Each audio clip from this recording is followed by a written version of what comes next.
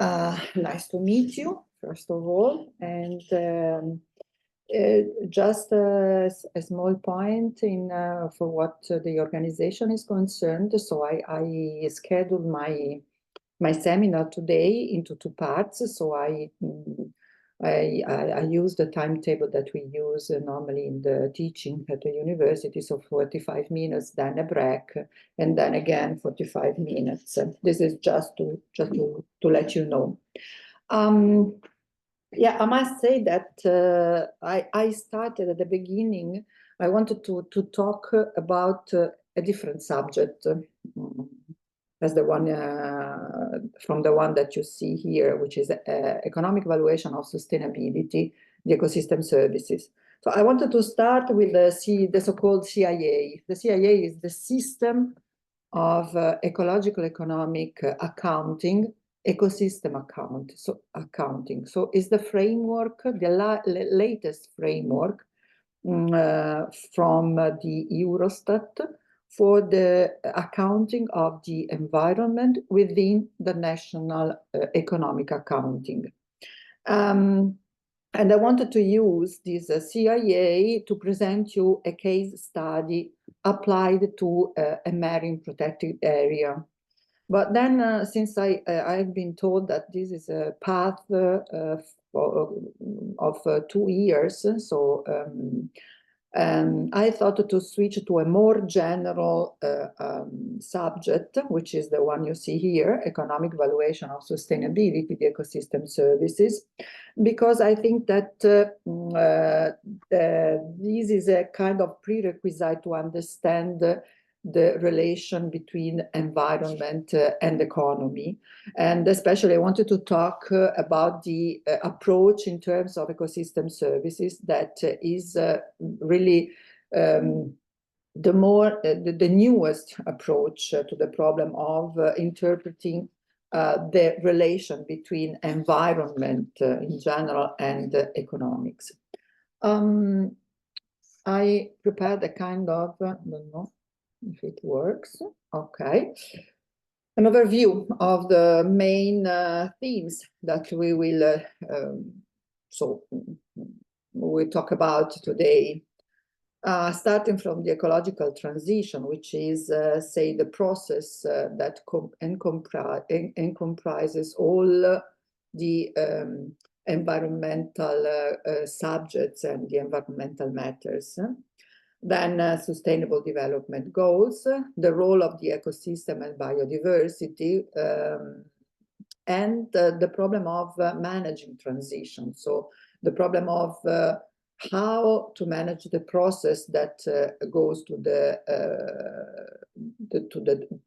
reach the climate goals, and the problem of using new approaches for understanding the complexity. So new approaches also theoretically. I want to start from the ecological transition because this is, the clue to interpret all the effort, also in terms of accounting, for taking into account the relations in between environment and economics, especially in the process of decision making. When we talk about ecological transition, I think that in economic terms, the most important part of the story is the so-called ecological economics, no? Because when we think about economics, we are used to we are used to words like circular economy or ecological economy. And the point is to switch from the standard model of value creation to a new model of value creation in a system which is designed to regenerate itself, in which the process of creating value is decoupled from the resource consumption, for the consumption of the resource, especially the not renewable one. Here, the Ministry of the Ecological Transition, which has been created in Italy, showed the importance of this process, of this transition process, this process of transformation that will affect all sectors of the economics of the economy. And well, the ecological economy is, I think, one of the main, the meaningful terms that we use to indicate this transition, because the ecological economics is a new approach to the economics and to the economy that uses the way of the functioning of the ecosystem as a paradigm to interpret, or better, to reinterpret the functioning of the economic system. Here we have the development goals, which these are 17 goals, so objectives that we have to reach. But not only the definition of the goals, because in the definition of the 17 global goals, we also define the targets, 169. So targets are basically the subject who are affected by the global goals, and also the indicators. 2032 indicators are defined within the 17 global goals. And this is very important because defining the indicators stress the fact that we need a metric to measure the sustainability, and also stress the fact that this metric is quite complex, is rather complex. And in fact, the global goals are important in many ways, in my opinion. First of all, because they represent, in terms of governance, I talked about a minute before about governance and the importance of the governance in the transition path. So this is a clear example, as an innovation in itself, because it's an example of governance by objectives, by goals, and not by processes. And this is something new in itself, especially for what the public governance is concerned. And then the metrics form of the global goals is also very important, because it stresses the fact that problems are systemic, and so everything interacts with everything else. And so we need also, from a theoretical point of view, models that are able to capture the systemic approach that we have to use to solve the problems and reach the climate goals. So these goals are important in many ways. And here we go to the ecosystem services as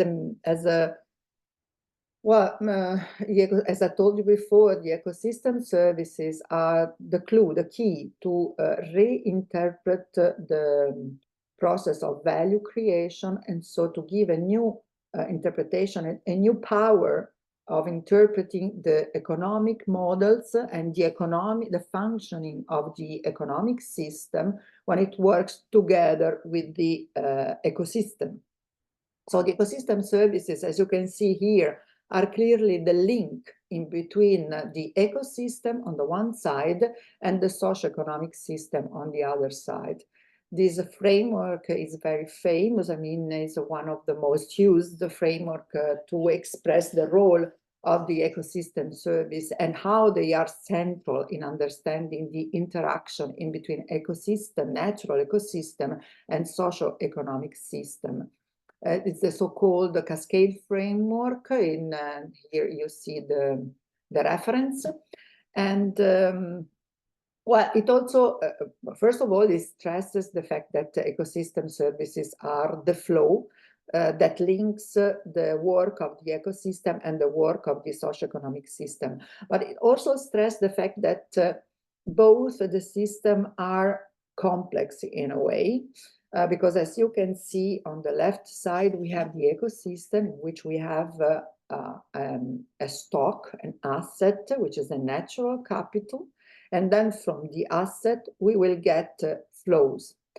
And because within the ecosystem, there are functions that are activated.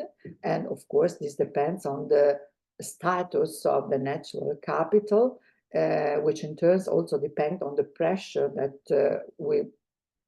that comes also from the economic system, because the economic activity exerts some pressure on the natural capital and on the ecosystem, and then on the functioning of the ecosystem.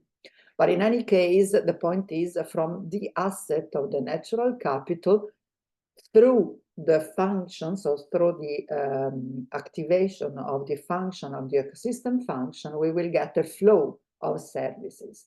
And the flow of services are basically all the direct and indirect contribution that ecosystem provide to the human well-being in general. That means to the economic activity, but also to the well-being in general terms. So in terms of welfare, for example, because we can enjoy nature directly, also without, say, an economic activity. Here, maybe we need some more explanation. No, I wanted to go on, not back. Okay. Just to explain what does it mean to approach this relation between environment and economic system in terms of ecosystem service. It means to take into account all the process that we have seen before, all this process.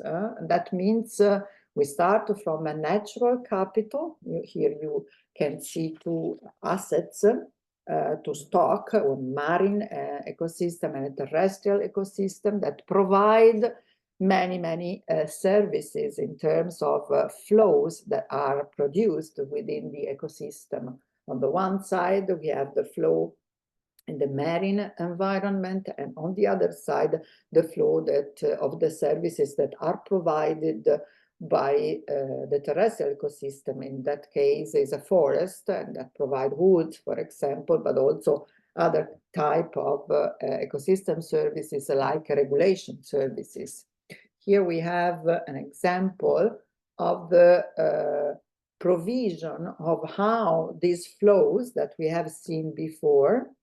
So here are the flows, and as we have a flow, which means a number, a population of fishes, then we will have a benefit, an ecological flow, so an ecosystem service, which is the provisioning services that is provided to human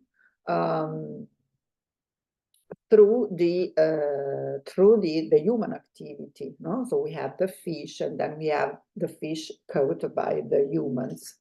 And again, the same we will have with the wood, which is produced by the forest. Here we have these ecosystem services, which is the most natural one. The most natural, I mean, the first one probably that we think of when we talk about ecosystem services. So the fact that they provide input to the economic activity. So this is probably the first role that we have in mind if we think about ecosystem services and their role in connecting ecosystem, natural ecosystem, and economic system. But ecosystem services provide also other type of benefits, which are related, for example, to the so-called cultural ecosystem services. The cultural ecosystem services are quite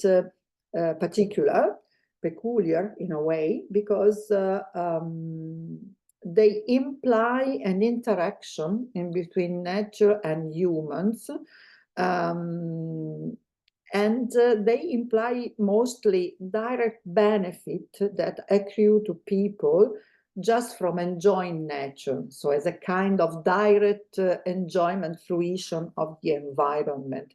Whereas the provision of the ecosystem services in terms of provision of input to economic activity, they include somehow a kind of effort from human work.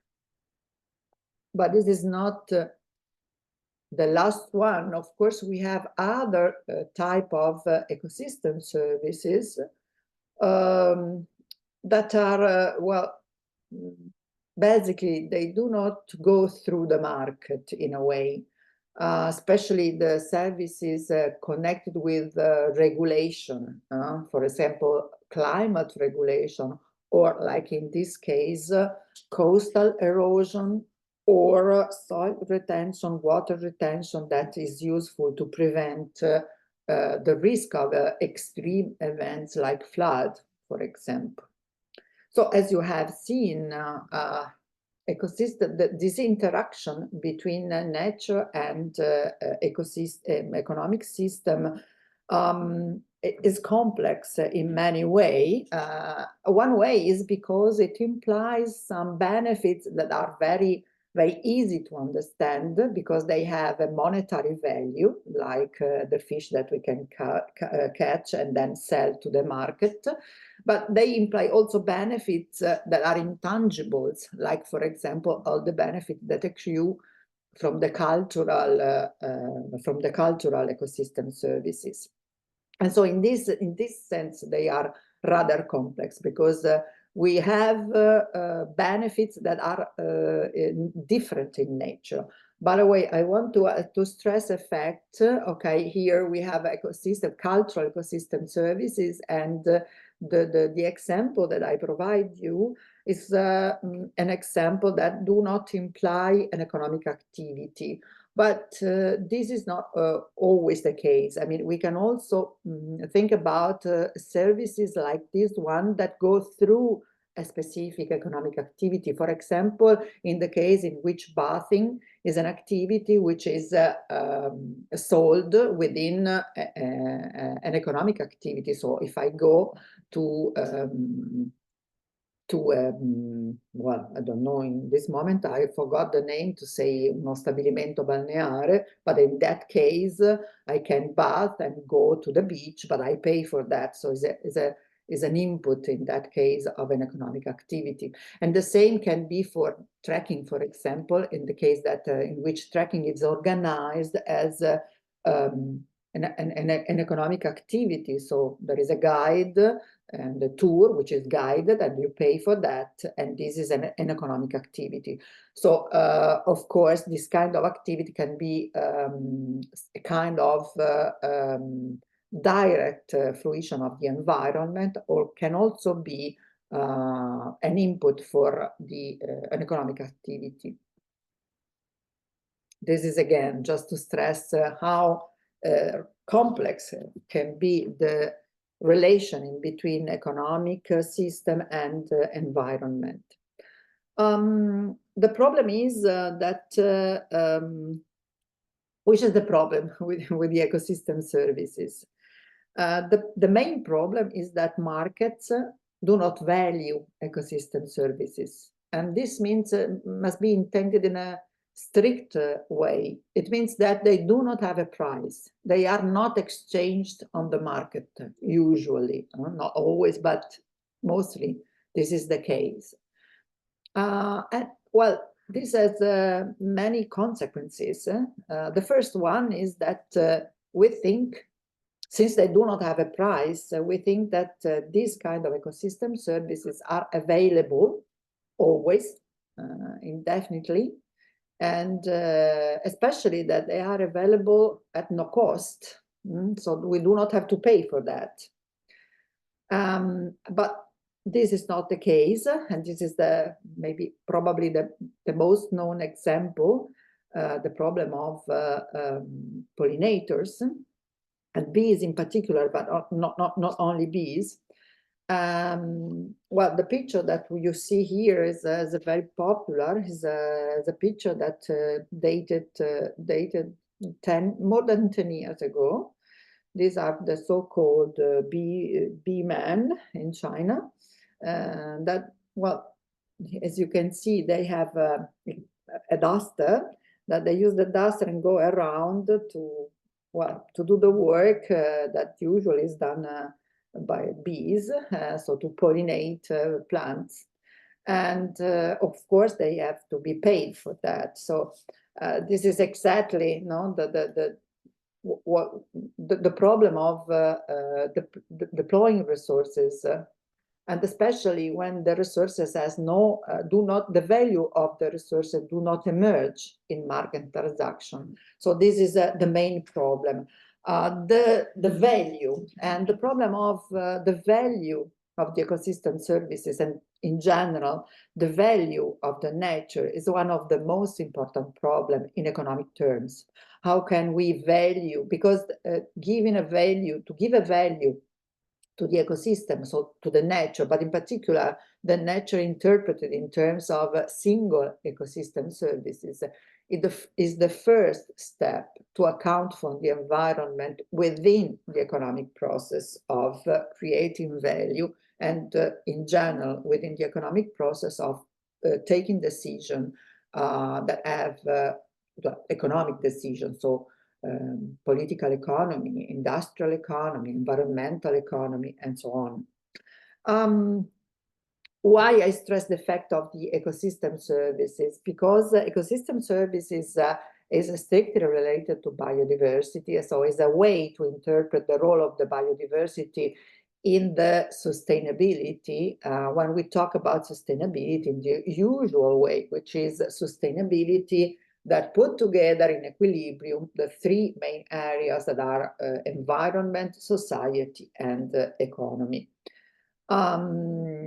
Is the biodiversity that can guarantee the production of ecosystem services, and the ecosystem services are services that all the society needs, both as we have seen, for economic reason, but also for a reason of general well-being of the human being. So the biodiversity is essential from this point of view. But there is another point which comes in evidence when we talk about environment explicitly in terms of ecosystem services. And this, the fact that ecosystem services are located spatially, geographically located. It means, when we talk about ecosystem services, we let emerge the fact that often the case is that we produce ecosystem services in a certain place, and then we have the benefits of these ecosystem services in another place. For example, here in this case, you can see the forest. The forest participate to produce all the services that we mentioned, like soil retention, but also water retention, water filtration, and these services are necessary to reduce the risk of extreme events like flood, for example. But then the benefit of this reduced risk is takes place not in the mountain, but in the urban areas. So in this case, you produce an ecosystem service in the mountain, and then you can use, in brackets, these ecosystem services in another place, so in the urban area or peri-urban areas. And this is very important. Okay, this is often the case also for other things. For example, you produce all the ecosystem services related to the agro food system. You produce these services in the rural areas, but then you use these services in the urban area where the production, the goods are consumed. And so this is always the case. And it's very important to stress this aspect of the ecosystem services, being able to stress the geographical, the territorial aspects of this production and use of benefits. Is important because this tells us that the sustainability is not an abstract concept, at least it is not geographically abstract, but in the opposite, it means that it refers to a specific territory, and often it affects a specific society, a specific group of people as a producer, consumers, and as a human being in general. So this is one of the reasons, I would say the most important reason why talking about ecosystem services in regard to the sustainability is a new approach, produce a new attitude towards the environment and the environmental conservation, and especially the relation between this need to conserve, to conserve the natural ecosystem, and the need that we the need to use resources for the economic purposes. So one of the, as I told you before, one of the main problem is to give a value to give a value to nature, and which means give a value to ecosystem services. Well, this is a rather complex problem. First of all, when we say valuing ecosystem service, such as to give a value to ecosystem service, we imply an economic value, which is a monetary value. But although these two terms, well, they go together, but it's not exactly the same. Given an economic value, we can have an economic value even when we do not have a monetary value. For example, if I pay some kind of association, because and this association is an environmentalist one, and they make a lot of effort to for example, to maintain a certain, I don't know, a certain forest, for example, or a certain species which is at risk of disappearing. Well, in a way, I support this activity with a monetary giving, but this is not a use value, in a way, because I do not use the good. It's not like when I buy an apple, for example, and I eat the apple. So we can have economic value and monetary value. The problem is complex because we need to find a metric, and in many cases we have to use a metric to transform a certain value, which in essence is not an economic one, into a monetary value or into an economic value. And this is rather complex. And then the other problem is that in economic term, when we talk about value, we talk about a model of value creation. It means that in economic term, value is created through the production process. So it does not exist an economic value without an economic process. And the economic process is defined in a certain way. I use the resources, I use the input, then I put all the input together and I produce an output and I sell the output. And when I sell the output, I get back the value of the good that I have produced. So this is the model which is behind the theory of value in economic terms.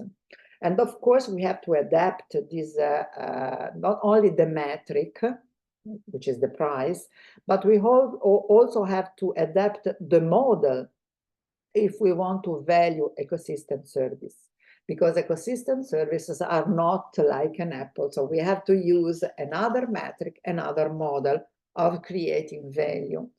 As I told you, even in economic, strictly talking in economic term, the concept of the value is complex, because normally we intend, as I told you, that the value comes from a productive process. So only the production create value in economic terms. And this, of course, is not true, because if I go and enjoy bathing in a free beach, this has a value for me. Otherwise, I would not go. Otherwise, I would not spend all the cost of traveling to the beach. So, for sure, this has a value for me. But if it is a free beach, I do not pay for that. So this value do not emerge. But if we talk strictly in economic term, the problem exists, because in economic term, only the production can create value. And the second consequence is that if it is so, the value emerges only because we have an exchange. So only because goods are produced and that are sold, because do not exist production without selling the goods that I produce. This is the reason why a producer produces goods and services. And so since the economic value comes only from the productive process, this also means that the value can emerge as such only in the case that we have an exchange. So it means only in the case that we have a demand, a production, so a supply, and on the other side, we should have a demand. So supply and demand, and matching supply and demand, that emerge a price, which is an exchange price. Is the price at which goods or services are exchanged in between producers and consumers. And as you can see here, there are many situations in which this equality in between value and price is difficult to understand, even in economic terms. If we compare the value of a glass of water with the value of the diamond, it's difficult to understand the concept of the value equal to the price, even in an economic term. And of course, the situation is more complex if we introduce other elements, like the one that we can see here, like a forest, or in the other images when we see the contrast in between nature, like in this picture here, the contrast between nature and economic activity. Or here, the contrast in between nature and climate change, so general climate condition that can affect both nature and ecosystem and economic system. So going back to the economic value, so the value in economic term, we have understood that the value in economic terms is equal to the price, so is captured by the price and exists only as a consequence of, first of all, a production process, second, a match in between the production, which means the supply of a certain good or a service, and the demand of that good and service. But if we see at this point, at the point of the problem of the value, from the point of view of the consumer, so of the people that buy goods and services, we can define at least two different concepts of value. Of course, we have a value which is the price of the good, so is the exchange value, or also what we usually call market value. So this is really the price, what we pay to get the good. But if I think about the fact that when I buy something, I buy a good or a service because I need to satisfy, well, I have a need that should be satisfied. And so I buy that good because I must satisfy a need, for example, eating because I'm hungry.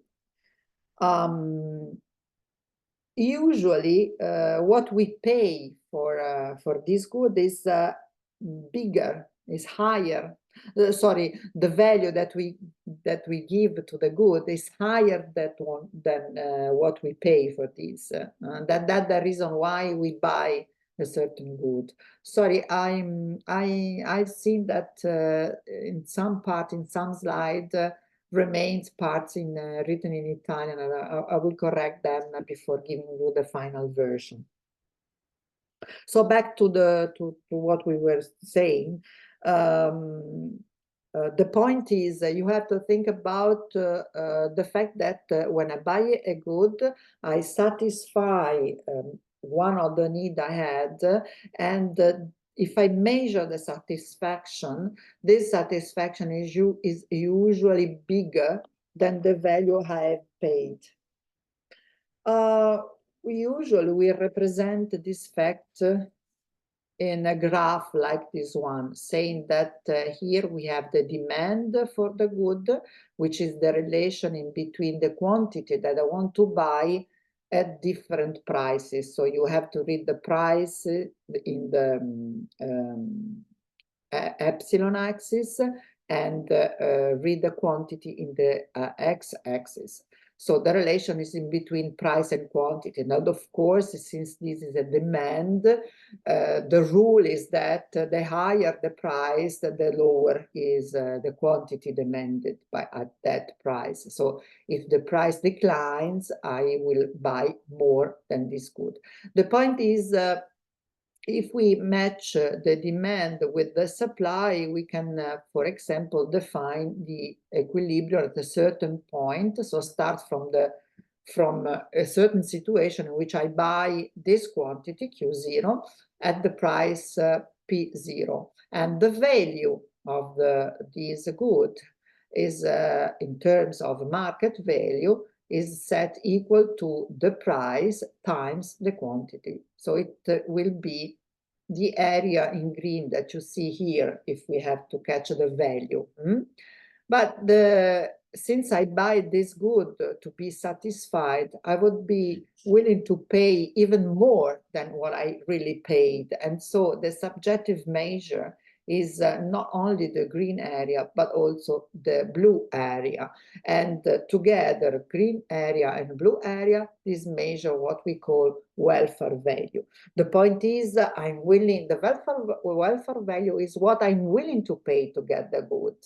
And the market value is what I'm asked to pay for that good. And if I'm asked a price equal to P0 and I buy the good, this means that P0 is the minimum that I would have willing to pay for that good. I would have willing to pay even more than this price. I would have been willing to pay even more than P0. Okay, let us, I don't know, we are more or less 45 minutes. Shall I stop a little for a while here, or?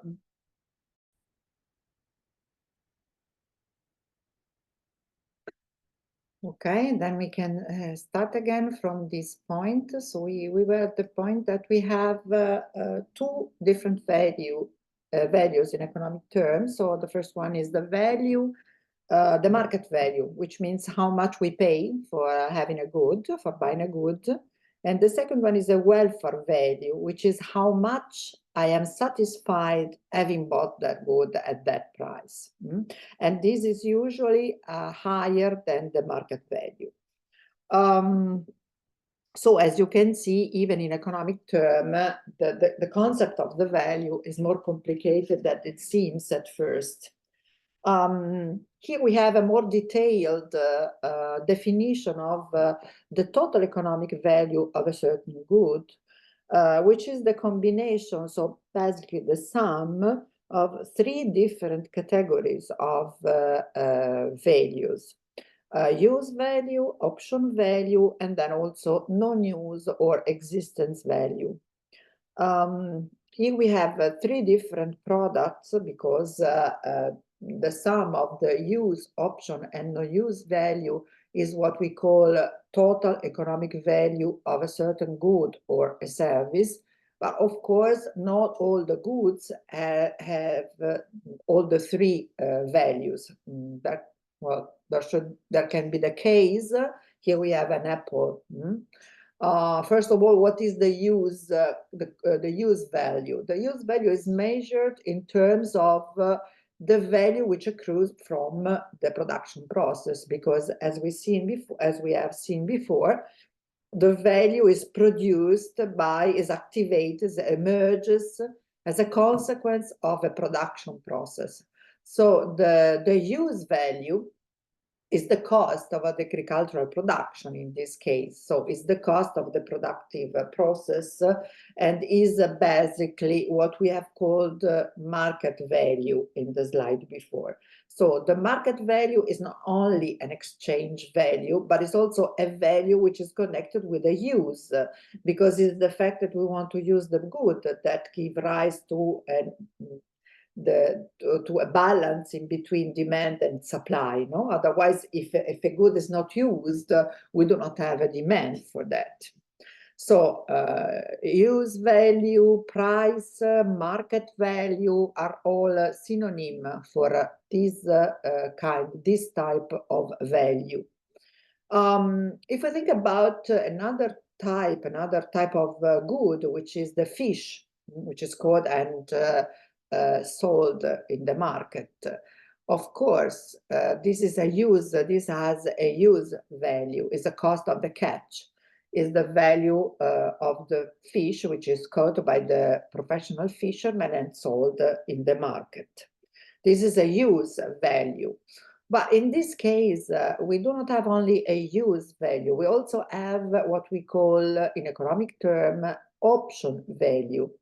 What does it mean, and what is exactly the option value? The option value is the value which is connected in this case with the depletion of the resource. It means that in general terms is connected with the fact that we can use, maybe we do not use now this good, but we want to maintain the option of using that good in the future. With the apple, this is not the case because we are able to produce apple. So the apple is produced not only by a natural process, but also is produced by human, no? by the agricultural sector. In the case of the fish, if we use the fish, I mean, if we we catch the fish at the rate which is much higher than the natural rate in which the resource can renovate itself, then we will incur in a depletion of the resource. So we will not have the fish in the future. And that's why in the case of the fish, we also have an option value, which is associated with the risk of the depletion of the resource. Of course, it is not really a market value, especially in the case of the fish. But the option value is a general concept which is related to many activities, also very strictly economic activity. Suppose, for example, you have some money spared from your income, so you have some saving, and you have two options, basically two options. In the first case, you can take the money at your disposal, so you will take the money at home. So you do not invest your money, so you do not gain anything from this investment, from this saving, but you have the opportunity to have the money at your disposal at home. Or the second option is that you invest your money. For example, you buy some activities from a corporation, and then in this case, you will get a dividend, for example. But of course, you have a cost, in a sense. You have to renounce to the possibility of having the money at your disposal in any moment that you want. So any option that you choose has a cost. But in this case, this cost is captured by the rate of the interest, is the interest to which you renounce if you choose the option of taking the money at home. But in this case, we often do not have the same market reference. Often this option value in the case of the natural resources are non-market value because they do not have a price like the interest rate that can give us the metric for the option value. The same case is the case of the, the same we have in the case of the oil, for example, oil extraction. No? We have a use value, so because we have a market price, is the cost of the industrial production, extracting oil. But also we have an option value in this case because, and this is even more clear than the case of fish, because in that case, oil is an exhaustible resource. So it means that the depletion of the resource is an unavoidable consequence of extracting oil. Again, this is a kind of non-market value because we do not have an explicit reference for this value, but this value exists, and we should take it into account when we take economic decisions. Otherwise, we are going to take wrong decision, even from an economic point of view. This is the main point. Then we also have a non-use value, so non-market value. For example, take the example of the fish. Not only we have so the option value, which is connected with the possible future use of the resource, but there are also non-use value. For example, these kind of resources are useful also for scientific research, for example. So if we lose the resource, so if the resource is if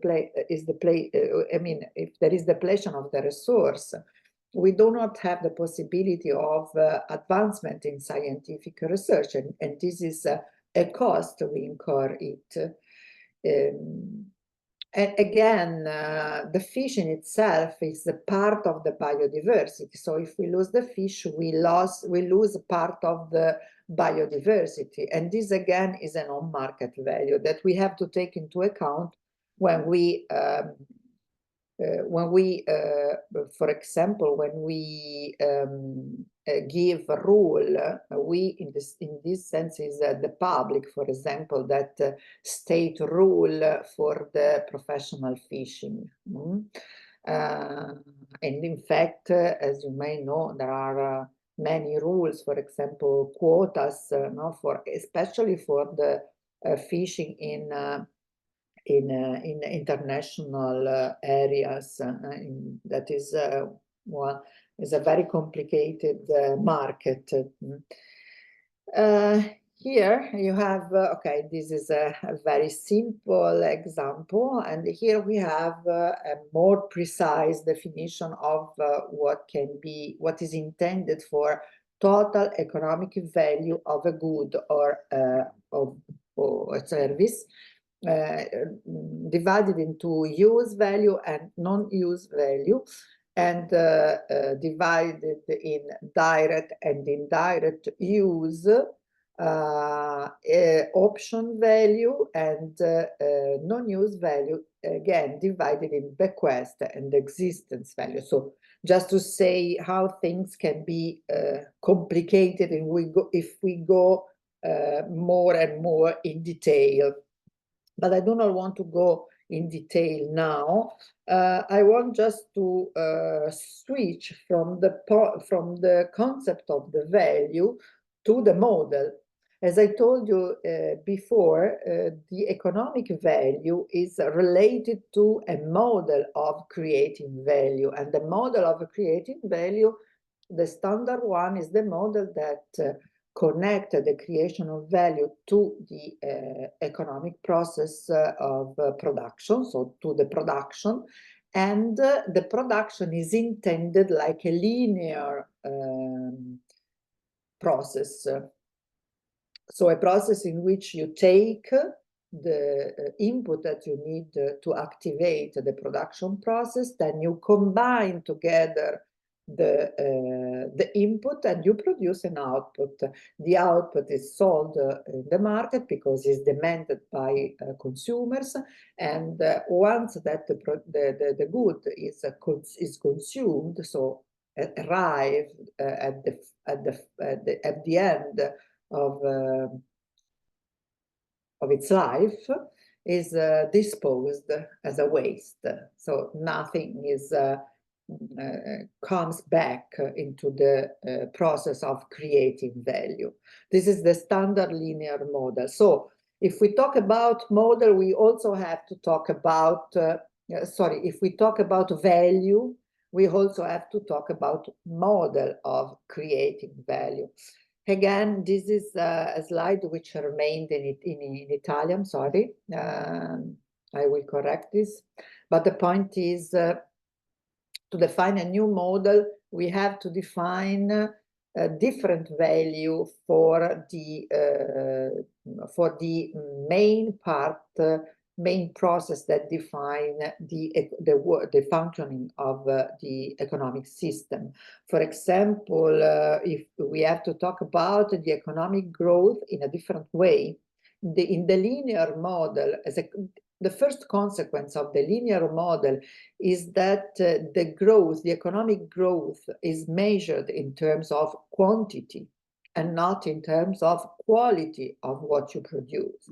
And of course, if we want to talk about a different value, we have to think also about economic growth in terms not only of quantity, but probably more in terms of quality. We have to produce better, not necessarily to produce more or consume more, at least in certain part of, I mean, here we have to divide probably developed from non-developed economies. Again, what we have to take as a measure of the advancement of an economic system. We usually use the income as a measure of progress. We use the GDP. Maybe you know that, well, since decades, we talk about welfare, well-being as a measure, as a better measure of the progress, no? Not the income, because income is only a quantity definition of the progress. Entropy and waste disposal in general. This is not something that we have to worry about in the linear model, the standard model of creating value. But if we talk about the value in the terms that you have seen before, then the waste disposal is something that we have to worry about, and something very important in the definition of the well-being of the people. And same for what the distribution of income and the poverty is concerned. Usually in the linear model, this is something we have to worry about because of political reasons, so because of the reason of having a certain social stability within the economic system. But it's not really something that is important for the development itself. And again, if we have to think about a new model and which is coherent with the concept of value that we have seen before, then we have to say that the distribution and the poverty is something that we have to worry about when we talk about, when we define our goal, for example, also economic goal. No? Here, this is the usual way we represent the switch from the linear economy, which is take, make, dispose, to the circular economy. So to an economy which is designed in a way to be able to regenerate itself and interact with the ecological system, with the nature, if you want, in a way which is in equilibrium, basically. So in a way which do not harm too much the environment and do not have to renounce to a certain income, for example, and economic well-being for the reason of the nature. As I told you before, I think that the best definition of this switch from the linear to the circular economy is the ecological economy.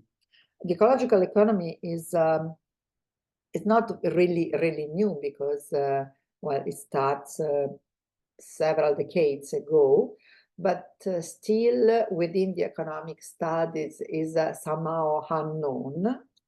But it's very important because the ecological economics takes use the way of the functioning of the ecological system to interpret the way in which the economic system works.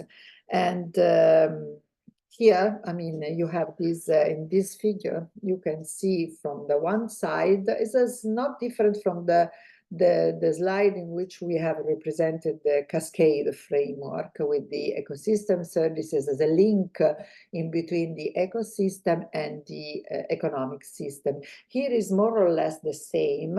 I just added some details, especially a detailed representation of how the economic system works, just to let you see, first of all, that it works in a complex way. But it works in a way which is very similar in essence to the ecosystem functioning. So on the left side, you have the natural capital, so the ecosystem assets. Within the ecosystem are the functions are activated and they produce ecosystem services. As you can see, part of these ecosystem services flows into the economic system, because they are input of the productive process, so they contribute to produce income. So part of the GDP that is accounted for each economic system in every year is due not only to the work, the human work, the production process, but part of this value, which is created in terms of income, is due to the work of the ecosystem. But we do not account it, and so we do not really see this part of the story, but this is exactly the story. So that's why we also have to use the different way of accounting for the activity of the economic system to really extract, to really account for the part of the income which is produced thanks to the ecosystem. In any case, a part of these ecosystem services which will flow into the production system, and through the production system, they are input that will be transformed into final goods and services. Final goods and services are sold into their market and are bought by consumptions, so households basically. Families, they buy goods and services because they have many needs that they have to satisfy. So that's why they buy goods. Households and families, they are consumers in terms of goods and services because they buy goods and services. But on the other side, the households, families, are the same subject that produce income because they work in the production side of the economy. They are selling, they work, so they are workers in the firms, in their enterprises, and so they get income from that. Part of this income, part of the income that is produced every year in the economic system is not spent to buy the consumption, but is saved, and the saving is used to buy investment goods, and this part of the story is what we called the accumulation, the capital accumulation. Is the process in which through which the economic system renew or restore or maintain the economic asset. As you see, there are many similarities in between the way the ecosystem function, so the functioning of the ecosystem, and the way in which the economic system works. So here again, we have economic assets, which is a stock, and from the stock, we get services in terms of flow. So it's very similar to the way in which the ecosystem works. In all this process, of course, we also produce waste, but not only waste, residuals, discharges, emissions, CO2 emissions, for example. And all these things are given back to the environment, are given back to the ecosystem. But you see here there is a sign, a minus, whereas the flows that go from ecosystem to the economy are indicated with a sign plus because they are benefit. In this case, residuals, discharges, waste emissions are costs, so they are signed with a minus, just to say that we have benefits and costs. And this is just to say how, in which sense these systems are complex. The point is that if we represent the story in this way, we not only see the relation in between ecosystem and economic system, but also it's easy to understand the fact that these two systems they have to co-evolve. There is a co-evolution. They have to evolve together in a way in which they are in balance. Otherwise, one of these systems will have more cost than benefit, and the imbalance will produce what we call the unsustainability. So sustainability is the capability of keeping things in balance in this way. As you can see, part of the waste, the residual discharges, can be treated and used again in the production and consumption processes, but not all residual discharges and waste can be put together again back in the economic process. It means that this part of the value is lost forever, no? Because cannot be used again to create new value. And this is just to say that, as I told you before, not only things are complex in a way, but also that when we talk about ecological economics, there is more than the circular economics, and something more than just worried about waste disposal or closing the cycle just with the proper management of the waste problem. There is something more. Why I want to stress the fact that the things are complex, because when we talk also about economics, we have to say that we do not have even theoretical and even and practical instruments to understand all this complexity. We are not prepared. Now, the models, the economic models that we use are not able to understand all these links. They are not able to the systemic approach that we need. I go back for a while. The complexity that we show in this slide stress the fact that we need a systemic approach to understand all the things. We cannot just focus on a single things without taking into account all the connection within the natural and the economic system and between the two systems. And this is very complex, and we need models to do this. But the economic model that we use, well, the standard one, are not able to understand this complexity. Here I put just two books, well, quite recent books that focus on the fact that on the complexity, on the fact that we are not equipped to understand all the link and the complexity that we have to face, that is a challenge of the sustainability concept. And not only we do not have the proper model, theoretical model to study the problem, to analyze the problem, but we are also irrational. So, and this is very important because in the economic theory, we always postulate the fact that economic subjects are rational, but they are not, in fact.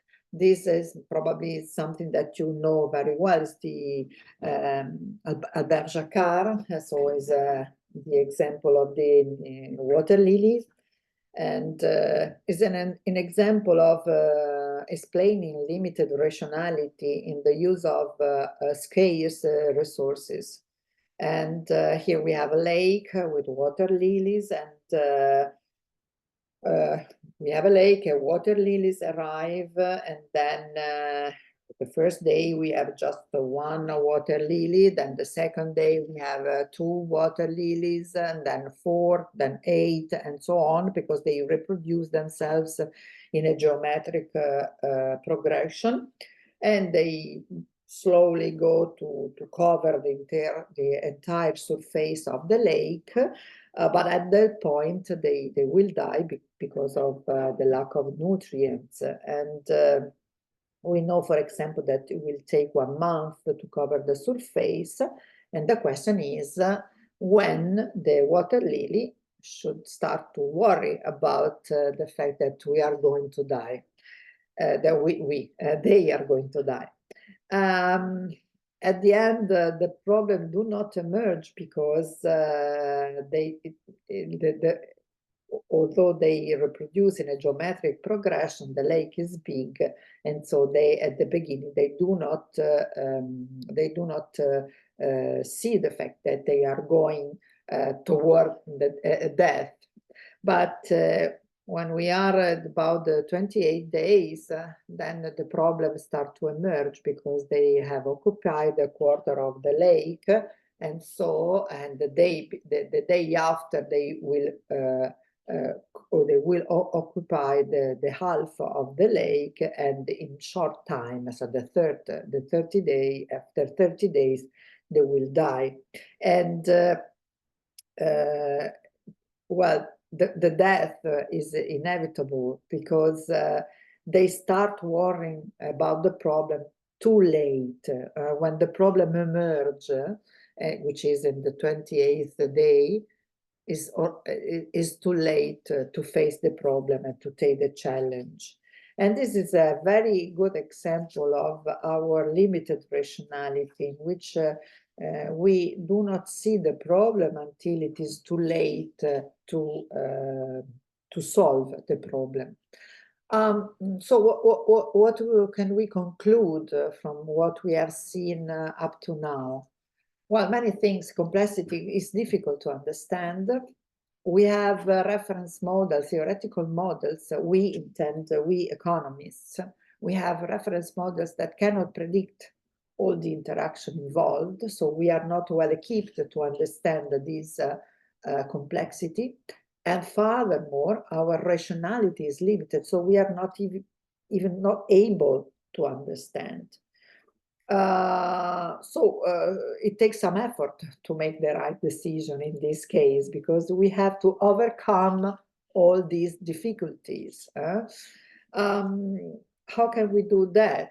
Well, one way is to valorize the ecosystem service. So let emerge the value. So one of the effort that we need to make to take the right decision is to start from the concept of the value, that the way I showed you before.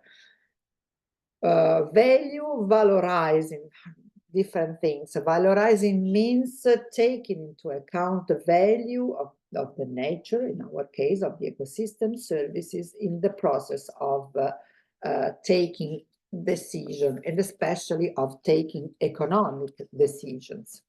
I want to show you some case of valorizing ecosystem services. So some cases in which taking into account the ecosystem services and the value of the nature can produce more efficient decision and can produce a better decision-making process.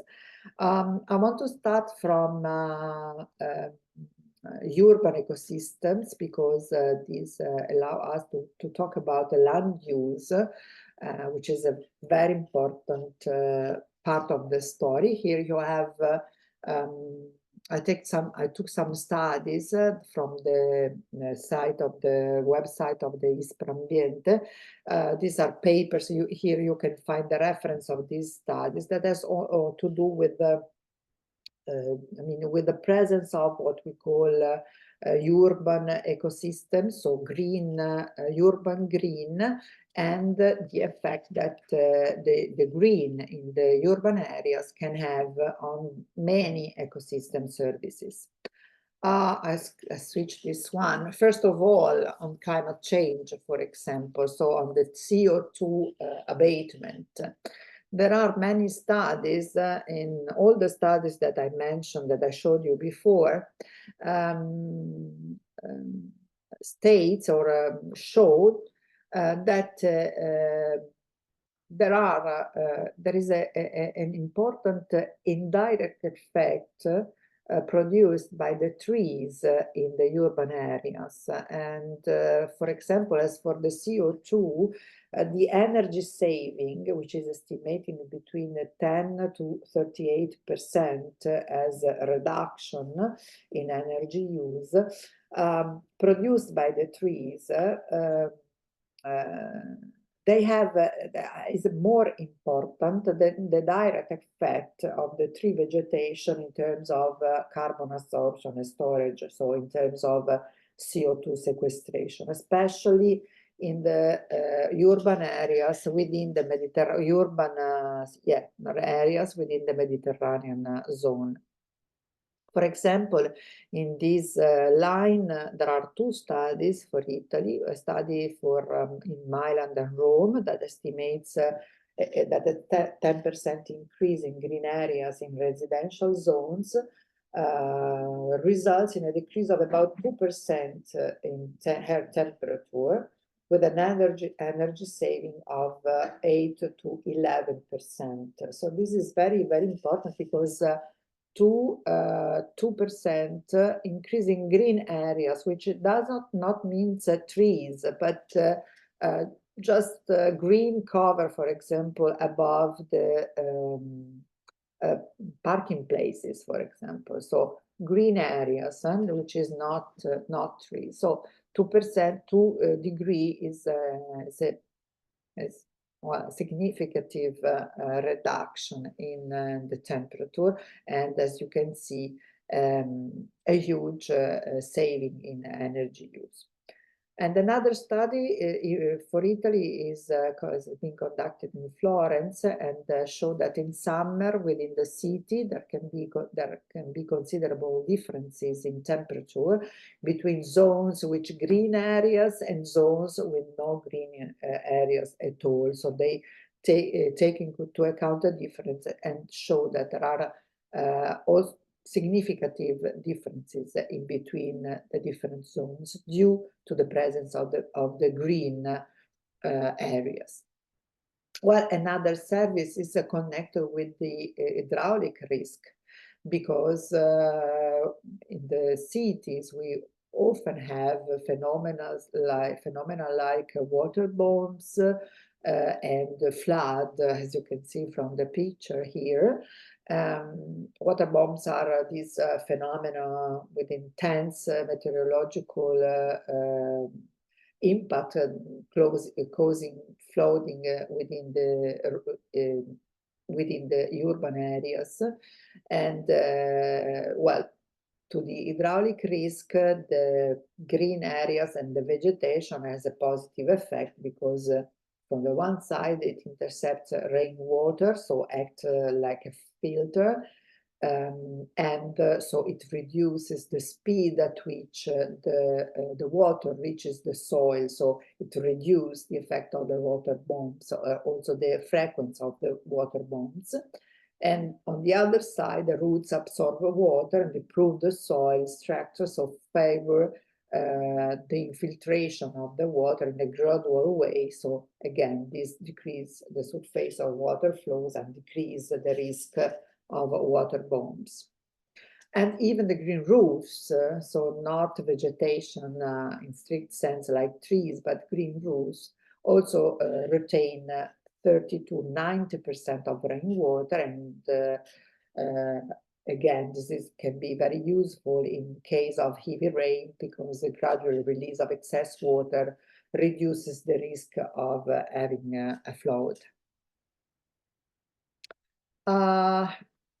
Another ecosystem service that we talk about is the ecosystem service, the cultural ecosystem services that we have seen some slides before.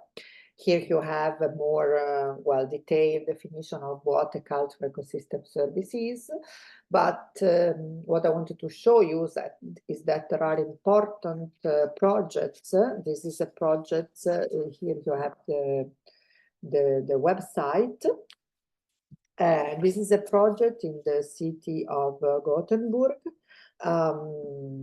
started in 2020, is part of a big research project focused on the cultural ecosystem services, so the interaction between nature and a human being, especially in terms of using the cultural ecosystem services as a lever to enhance the importance of nature in the urban environment, but also to promote a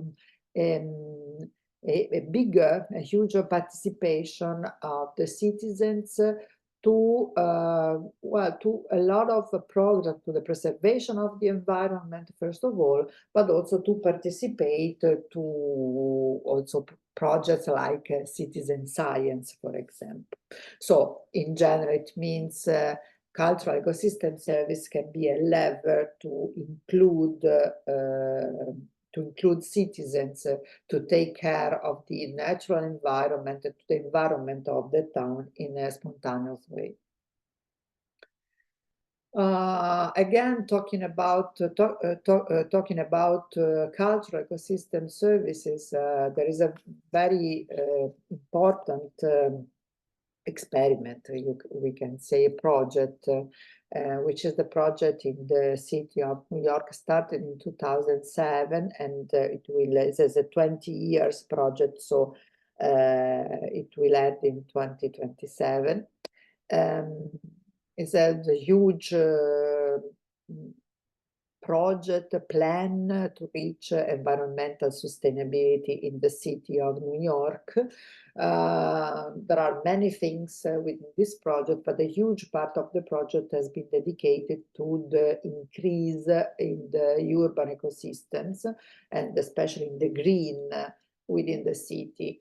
One of the explicit goals of the project was to allow all citizens to walk to a park within 10 minutes, so to increase the natural area at disposal of the citizens, of all the citizens.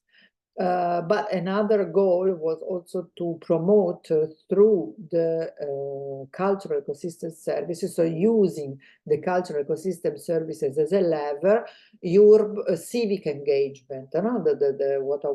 What I showed you before with the project of Gothenburg.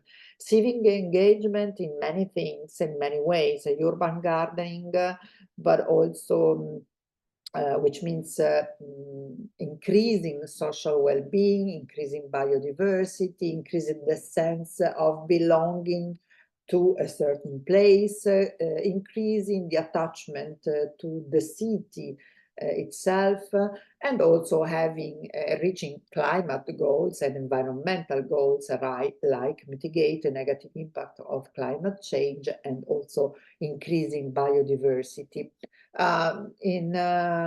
Regarding the environmental part of the project, there were really many things again, many hectares of parkland in the city. About 40% of these hectares are natural areas. So it means wetlands, salt marshes, forests, beaches, so natural areas in which just for the conservation, because these areas are home to endangered species of plant and also of animals. And of course, the conservation of this ecosystem are critical for for the production of many services like drinking water, climate regulation, cultural benefits, but also social benefits, because has been documented by scientific research that the increase in the green spaces has also increased the sense of neighborhoods, and also that also produces a decrease in crime, for example. So they showed a correlation statistically significant in between increasing in neighborhood green spaces, increase in neighborhood sense of social sense, and the reduction of crime. I want to show you at the end a case study that I've been working within a European project focused on the Ligurian region. This is an example of a valorization of ecosystem services in rural areas through the promotion of the short chain products. This is an example in rural areas, not in marine areas, but of course we can transpose the approach from the rural context into the marine context. Here the focus is on mountain husbandry, animal husbandry, and focusing on a specific project which has to do with the decline of the traditional livestock farming in these areas, which is leading to the disappearance of the open areas and pastures ecosystem, which are very important, for example, also for the pollination, because natural open areas are often like natural corridors for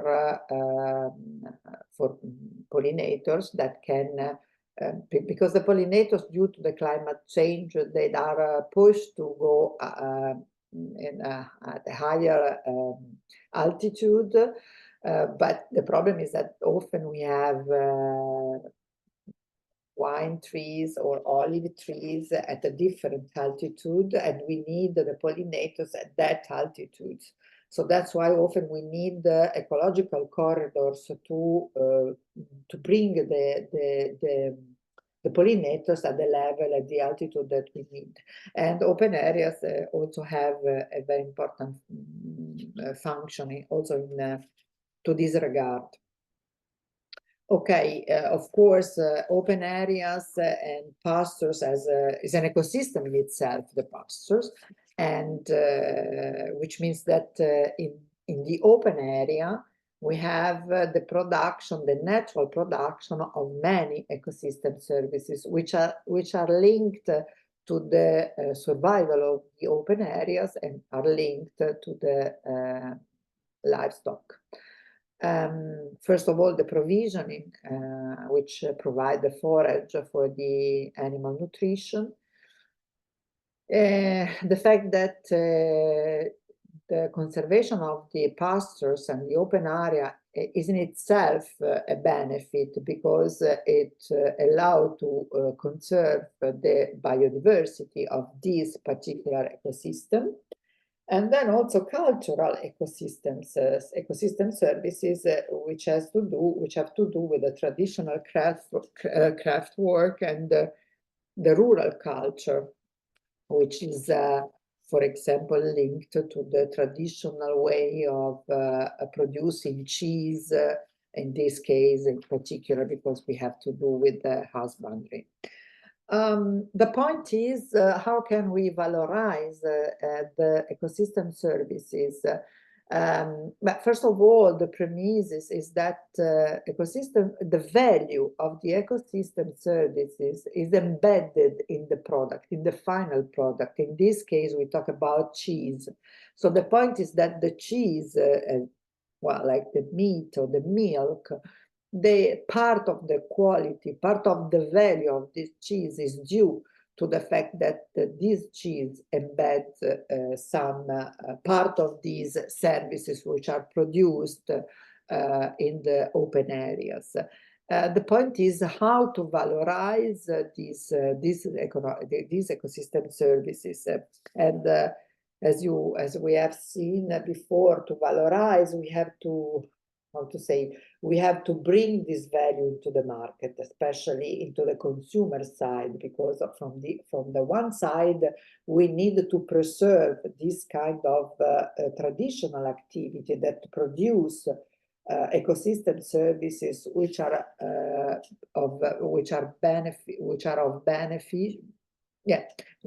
benefiting all the people.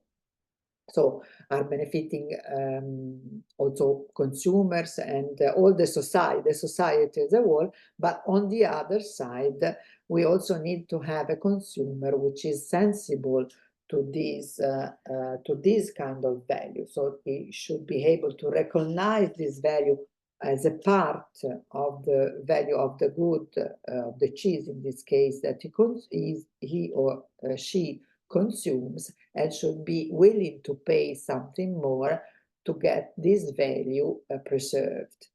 As I anticipated, in this case, we performed the survey on the demand for ecosystem services embedded in dairy products. So we talk about cheese. In this case, I want to show you how the story that we have said now, I mean, how these ecosystem services and the value of these ecosystem services get embedded in the final product. We start from the pasture, which is producing itself in a natural way, the forage for the animal nutrition, but since the pasture is maintained by human work, so we have also a rollback that goes from the foraging, get back to renew the pasture. So is a cycle that include also human work.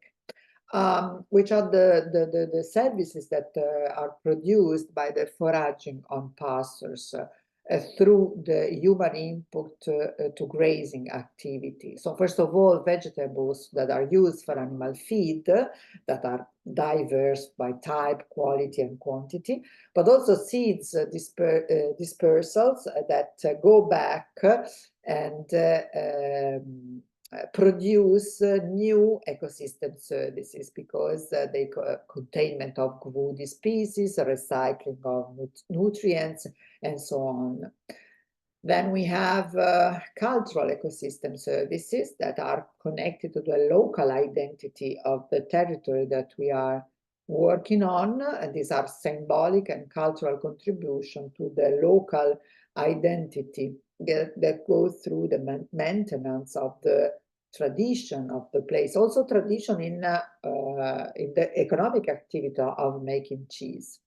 And then we have well-being, in the sense that the existence of the pastures is also for the sake of the future generation. No? So as the maintenance of a diversity, of a biodiversity, which will be beneficial not only for the society as a whole in the present time, but also in the future for the future generation.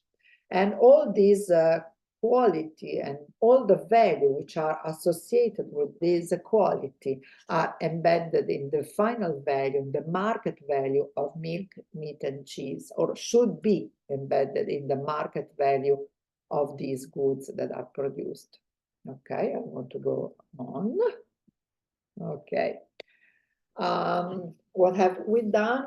So we have, as I told you before, we try to understand, to analyze which is the possible behavior of the consumer, because as we said, on the one side, sustainability means we have to support this production, this way of producing goods, in this case cheese, because this way of producing is also producing and conserving biodiversity, so is working, we can say, for the benefit of the whole society. And so this kind of production should be supported in a way.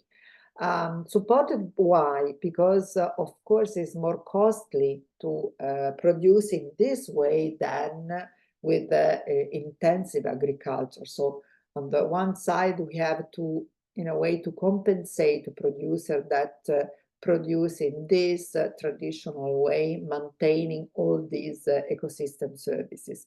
But on the other side, if we want to preserve this kind of production, this short line of production, we also have to be sure that the consumer is sensitive to these values, capable of recognizing values, and not only the market value, the economic values, but also the other values which are connected with the existence in itself of the biodiversity, and should be, on the one side, able to recognize this value, and on the other side, should be willing to pay something more to get this value preserved. And this is exactly what we did with an experiment which involved a sample of 1,500 interviews on a national sample. Then we added also something more than 150 interviews between Liguria and Lombardy, and was an experiment, because what we asked to the consumers, these are 1,500 consumers of cheese, so they are cheese consumers. And we asked them just to choose in between two different type of cheese. Again, here I have the Italian, left the Italian part, sorry, I will correct it. And as you can see, the two cheese differs only for the different intensity of the ecosystem services that are embedded in the product. And based on the answer that they gave, we were able to understand, to give an answer to the two questions that we wanted to ask. First of all, the fact that they are able to recognize the values, the ecosystem values that are embedded in the product. And the answer is yes, surely yes. Here, these signs here refer to the different value. This one is the value associated with the preservation of biodiversity. The second one is the value associated with the traditional, with the tradition and identity, the cultural identity of the place. And the third one is associated with the forage, so the quality of the forage. And as you can see, all these value are very clear to the consumer. So the consumer are very much able to understand that if they consume a cheese like that one, the one we have shown them, they are consuming together with the cheese also part of these ecosystem services. And so they are aware of the fact that the value of the ecosystem service is part of the final value of the good they consume. They are not only able to recognize this value, but they are also willing to pay something more to get this value preserved. And as you can see, they are willing to pay something more that range from €5 to say €7 per kilo in the cheese, so which is an amount which is very well, is sensible for this type of goods. And as you can see, the highest value are not related, for example, to the identity, to the cultural identity, which could be probably more understandable, at least to me, because we are used, for example, in the marketing of products to see that the level of the tradition of the cultural identity used as a lever in the marketing activity to promote the consumption of a certain good.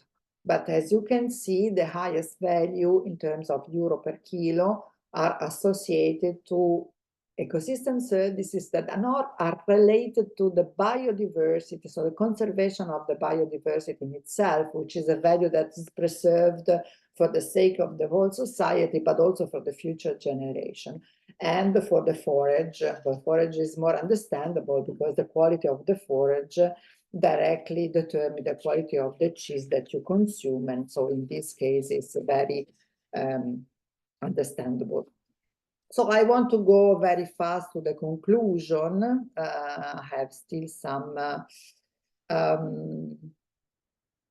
okay, what can we conclude on this base? But we can conclude that consumer can be guided to recognize this value and can be guided to pay more if they are informed that the products have these characteristics. So there is space to inform and to get the consumer be more sensitive and more sensible to the environmental quality of the goods and on the services that are produced. In this specific case, agriculture and animal husbandry in rural areas help to protect the environmental quality of the territory and then can be compensated for this higher cost by the consumer's willingness to pay, by the fact that the consumers are also not only aware of the quality, but also willing to pay something more for the conservation of this quality. How to valorize this quality? How can we valorize? Of course, now we have a very high quality production, a consumer which is willing to pay for this high quality. We need to match, to let this demand and this supply to meet one each other, so to get in touch and realize the exchange which will produce all the benefits that are connected with the value and the valorizing of the ecosystem services. I want to show you, I'll go a little bit faster, because I want to show you other cases in which the value of the ecosystem services has been used as a lever to promote virtuous behavior from the side of, from both on the consumer side and on the producer side. Again, one of the historical example is linked to the New York City watershed. Again, we are like for the other project at the end of the 90s, when the city had to provide a new plant large enough to clean the city water supply, because they were at the end of the existing watershed. And a new plant would have cost between 8 to 10 billion, both for the construction and maintenance. So a huge cost that should be charged into the tariff of the citizens, of the inhabitants. So the city's municipal drinking water supply company came to an agreement with the forest owners at the catchment area, and the owners of the forest have been committed to manage their forest according to some practices that has been detailed, because was a practice that guarantee to be ecologically sustainable. And in exchange of this commitment, they got an economic compensation, which has been paid with a surcharge on the water tariff paid by the end users. And with this agreement, they stipulate what we call in economic terms a payment for ecosystem service that resulted in a win-win solution, because this agreement has costed only 1.5 billion instead of the 8 to 10 billion dollars. The catchment basins conservation was good enough to provide a water supply completely how to say, in respect of all the rules, the law rules, and also the rules of the what is ecologically sustainable. And so a win-win solution, because win on the side of the environment, win on the side of the economy. Same happened with the Vitel, with the program which has been developed and implemented. Again, we are in the beginning of the new century. The Vitel is water by the Nestlé, the group Nestlé, northeastern France. And the problem here was the nitrate contamination caused by the intensification of the agriculture in the watershed, so the catchment area. And the company financed farmers in the catchment area to change their practices and their technology. So they have been asked to improve technology and to change agricultural practices. They have been compensated for this change. In this case, it took about 10 years to solve the conflict in between farmers on the one side and the company on the other side. But at the end, again, they put in place a payment for ecosystem services that, again, showed a kind of win-win solution, win for the environment, win for the economy. As I tried to show you, if we try to catch the problem, the economic problem of the relation between economy and the environment in terms of ecosystem service, this approach has many advantages, because it allows to solve critical environmental issues that are a threat for the ecosystem integrity, and we can preserve and conserve natural capital and ecosystem functionality. Second point is that this approach allows us to recognize and valorize the ecosystem services that are generated by single activities of conservation and regeneration on waste scale. So it means that these are the case studies that I showed you are scalable at different scale. And third advantage, that provide a practical example of investment in natural capital that generate both environmental and economic benefits. And that's it. I have to run a little bit at the end to complete the presentation.